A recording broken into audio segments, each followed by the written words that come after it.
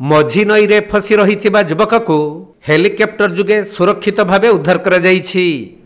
तेबे मालकानगिरी जिल्लार कोतामाटेरू निकटस्थ साबेरी नदी रे 24 घंटा धरी युवक जनक मझी नई रे फसी रही पर स्थानीय लोक माने सही युवक को देखि अग्निशम विभाग को खबर देइथिले। तेणु मालकानगिरी एवं छत्तीसगढ़ सुकुमार अग्निशम बाहिनी पहुंची युवक को उद्धार करने पई चेष्टा करथिले। हेले नदी पानीर स्रोत अति प्रखर थिबारु उद्धार कार्य विलंब देखा देइथिला। शेषरे छत्तीसगढ़ जगदलपुर एक हेलिकॉप्टर आसी युवक को सुरक्षित भावे उद्धार करिसंती। तेबे कोतामाटेरू ग्रामर इरमासुड़ी नामक जने युवक एक देशी डंगा नहीं छत्तीसगढ़ सुकुमा जिल्लार कौनसी एक ग्राम को जाइथिले।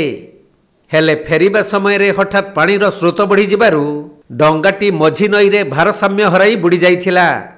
किंतु युवक इरमा कौनसी प्रकार एक गछ डाल को धरी निज जीवन को बंचाई रखिथिले। परे से गुटिए पत्थर उपरे छेड़ा होइथिबा बेले स्थानीय लोक माने तांकु देखिथिले। तेणु युवक इरमा को बंचाइबा पई प्रशासन पक्षरु जोरदार ऑपरेशन करा जाइथिला। आउ शेषरे हेलिकॉप्टर द्वारा युवक को सुरक्षित भावे उद्धार करा जाइछि।